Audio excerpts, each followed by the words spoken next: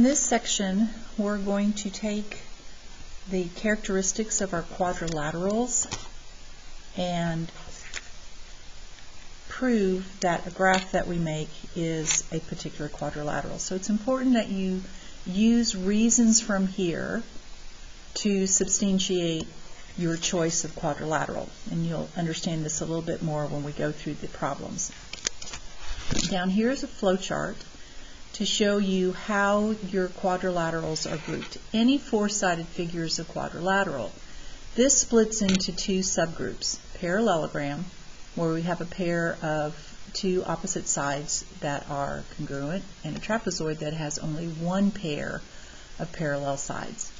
A parallelogram can get split into a rectangle or a rhombus. For a parallelogram to be a rectangle, all of the angles have to be right angles. For a parallelogram to be a rhombus, all four sides have to be congruent.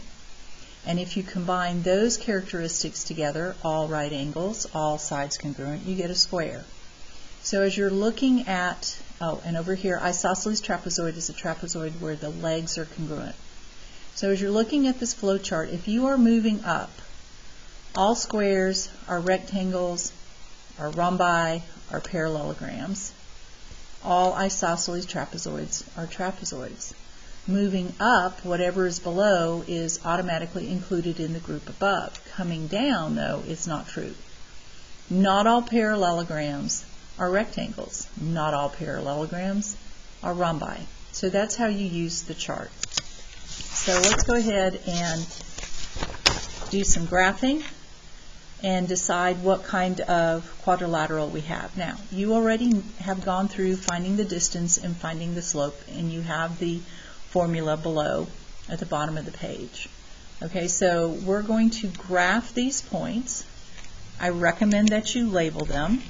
A is 0, 2, so we go up here, I'm going to label that A. B is at 2, 4. I move to the right 2 and go up 4. C is at 4, 2. That means I'm going to go to the right 4 and up 2. And D is at 2, 0. I'm going to go to the right 2 and not move up or down. I'm going to connect these. And it may look like a square. Of course, it could also be a rhombus. So we're going to find the lengths of each of the sides by using the distance formula. So we're going to find the length of AB, BC, CD, and DA. And then we're going to find the slope of the line segment connecting those points. So let's move down here. So I'm going to go ahead and label AB, BC, CD, and DA to make sure I get all four sides and all four slopes. So we have the distance formula, the square root of y2 minus y1 squared plus x2 minus x1 squared. So the distance for AB, so here's my y's, 2 and 4. 2 minus 4 squared. My x's, 0 minus 2 squared. Okay. 2 minus 4 is a negative 2, and we square that, we get 4. 0 minus 2 is negative 2, we square that, we get 4. So we get the square root of 8. Okay? Now, for delta math, you can leave your answers in non-simplified terms. Okay, what does that mean? That means you can just leave this as the square root of 8. You don't have to simplify it. If you want to simplify it, you can. Delta math will still recognize it, but it adds another layer of mistake. So moving on. BC, 4 minus 2 squared plus 2 minus 4 squared, and again we get the square root of 8. CD,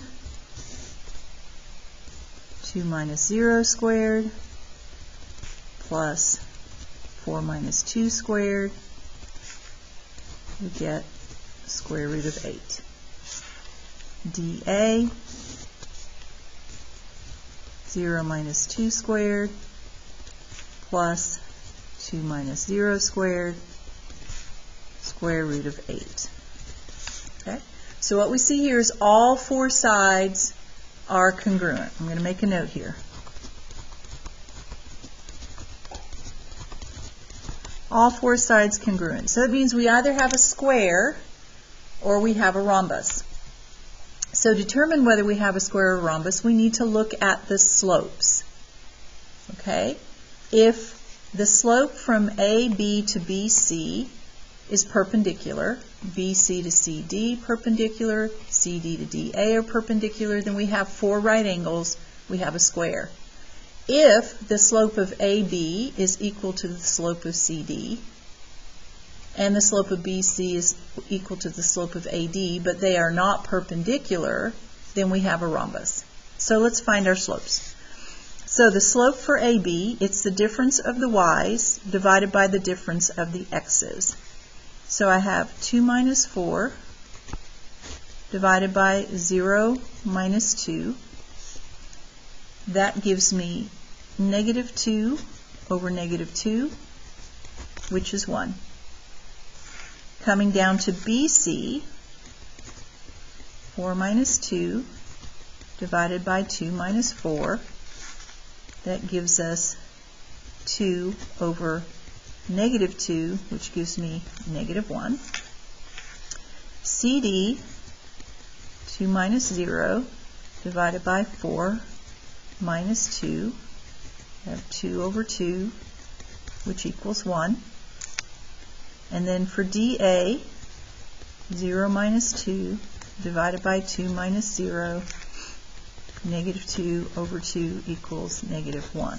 Okay, so these two slopes are equal. That means AB is parallel to CD. And these two slopes are equal. That means BC is parallel to DA. So let's look at these slopes here. Notice that 1 and negative 1 are negative reciprocals. And because they're negative reciprocals, those two lines are perpendicular. So now what we have is all four sides are congruent, and we have perpendicular sides. Perpendicular sides or perpendicular slopes, I should probably use the word slopes, means we have right angles. Okay, so this quadrilateral is a square, and the reason it is a square is because we have all sides congruent and all angles are right angles. And that is a square. Okay? Now we're going to do it a second time. Same steps. We're going to start with graphing our points. A is negative 2, 1. B is negative 1, 3. C is 3, 1. And D is 2, negative 1. Again, I'm going to connect those.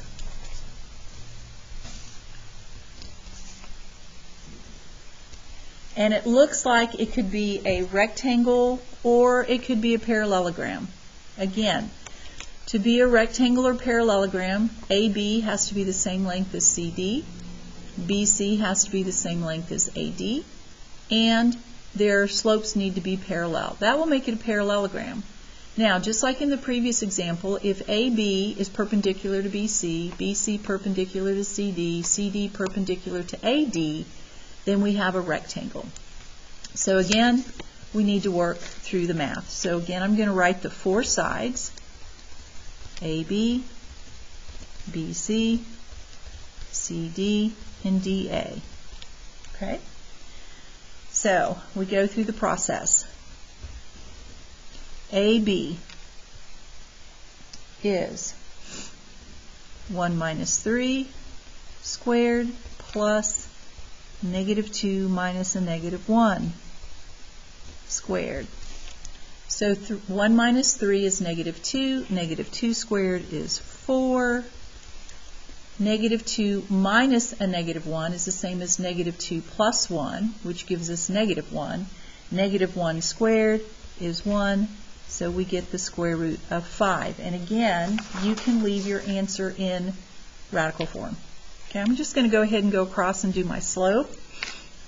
And I have 1 minus 3 divided by -2 minus a -1.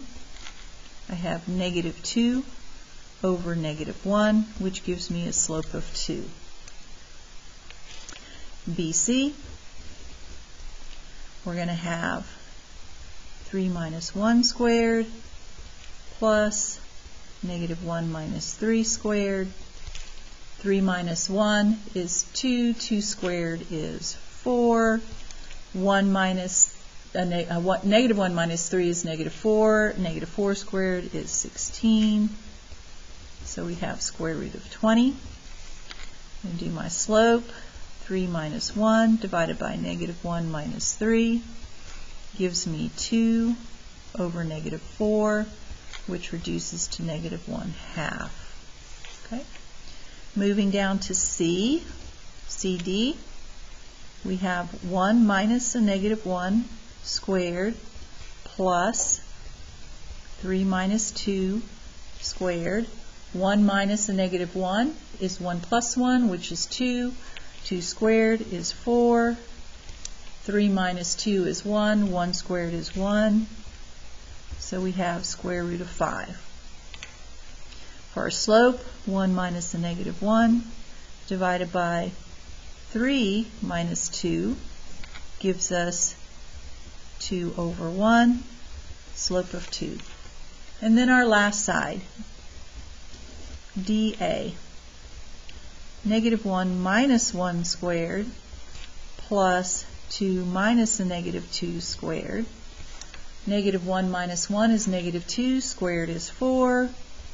2 minus a -2 is the same as 2 plus 2, which is 4. Square that, we get 16. We get square root of 20. Again, our slope, -1 minus 1. 2 minus a -2 gives us -2 over 4, or -1/2. Okay, so we've done all our distances and all our slopes. Notice here, AB and CD are congruent. BC and DA are congruent. So we have opposite sides congruent.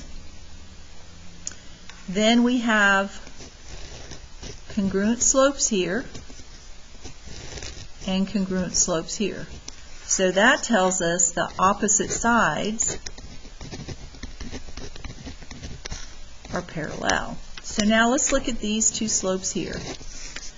2 and -1/2. And notice that these are opposite reciprocals.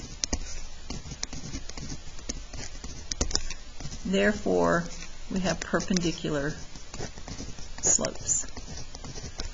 And we have it from here to here, here to here, here to here, and here to here. So all 4 pairs of sides form right angles. And so we have perpendicular slopes. Okay? So when we have opposite sides congruent, opposite sides parallel and perpendicular, we have a rectangle. And our reason for this would be looking back at our chart at the beginning of this lesson. opposite sides congruent, and all angles right angles. And that is 8.2. 5.2. No, 8.2.